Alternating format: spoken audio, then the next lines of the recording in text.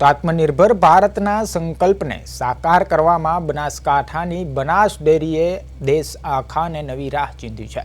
શ્વેત ક્રાંતિ બાદ હવે બનાસકાંઠા ગોબર ક્રાંતિ તરફ આગળ વધી રહ્યું છે।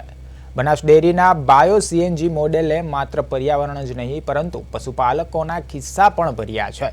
આવતીકાલે વડાપ્રધાન નરેન્દ્ર મોદી વધુ 2 નવા પ્લાન્ટ્સનું ખાતમુહૂર્ત કરવા જઈ રહ્યા છે। ત્યારે જોઈએ આ વિશેષ અહેવાલમાં।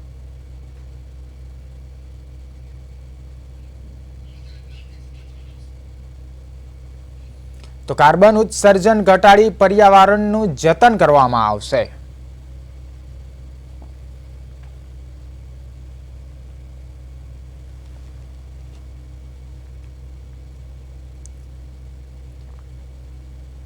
ખેતી માટે ઉત્તમ જૈવિક ખાતરનું નિર્માણ થશે।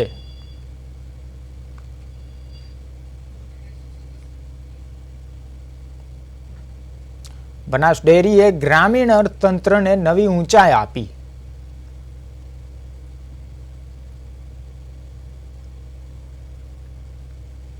વૈશ્વિક યુદ્ધ વચ્ચે બનાસકાંઠા ગેસ બાબતે સુરક્ષિત।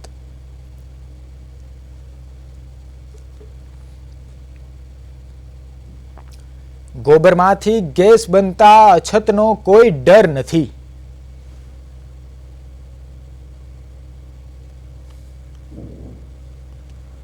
વિદેશી આયાત વગર જિલ્લામાં થશે ગેસ ઉત્પાદન।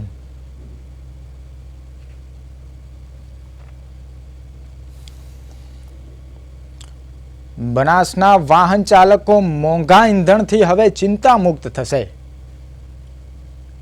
સામાન્ય સીએનજી કરતા બનાસ ગેસ વધુ સસ્તો। ગેસના ભાવમાં 8 થી 10 રૂપિયાની થશે બચત। 2027 સુધીમાં બમણા ગેસ ઉત્પાદનનું લક્ષ્ય થશે સાકાર।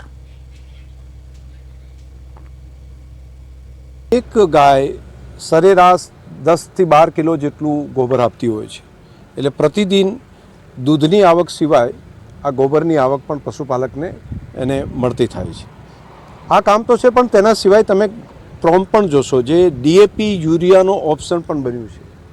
એટલે આપણે વિદેશથી ગેસ, વિદેશથી ડીઝલ પેટ્રોલ અથવા વિદેશથી ફર્ટિલાઇઝર યુરિયા કે ડીએપી લાવવાને બદલે આપણી ધરતી ઉપર જ આ કામ આપણે કરી શકીએ અને ખેડૂત પણ સક્ષમ બનશે અને જેના કારણે આત્મનિર્ભરતા પણ વધશે। શ્રી મોદી સાહેબના આઈડિયા ઉપરથી અમે પહેલો ધામાની અંદર bio CNG compress bio CNG gas માટેનું યુનિટ નાખ્યું અને તેની સફળતા પછી સુઝુકી કંપની સાથે મળીને બનાસ ડેરી અને સુઝુકી બંને સંયુક્ત મળીને બીજા નવા 5 બાયો સીએનજી પ્લાન્ટ ચાલુ કરવાનો વિચાર કર્યો।